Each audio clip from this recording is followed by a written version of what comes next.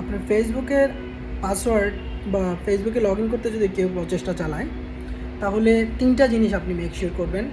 এক নাম্বার হচ্ছে আপনার যেসব ডিভাইসে আপনার মোবাইলে বা যে কোনো ডিভাইসে আপনার ফেসবুক লগ ইন অবস্থায় আছে কি না বা ছিল কি না সেটা মেক শিওর হবেন, এবং এটাকে রিমুভ করার জন্য ফেসবুক থেকে আপনি সবগুলো অ্যাক্টিভ ডিভাইস ছাড়া আপনার যে ডিভাইসটি এখন ইউজ করছেন সেই ডিভাইসটা ছাড়া অন্য সব ডিভাইস থেকে আপনি লগ আউট করে দিবেন, এক নাম্বার।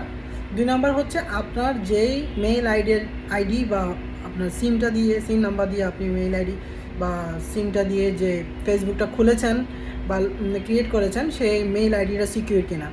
যদি আপনার মনে হয় যে না, তাহলে আপনি অবশ্যই একটা পাসওয়ার্ড দিয়ে নতুন করে পাসওয়ার্ড রিসেট করে দিবেন। থার্ড সেটা হচ্ছে আপনার যে মাল্টি ফ্যাক্টর অথেন্টিকেশন, আমরা এটাকে MFA বলি, মাল্টি ফ্যাক্টর অথেন্টিকেশন। ফেসবুকে সেটাকে টু ফ্যাক্টর অথেন্টিকেশন বলে।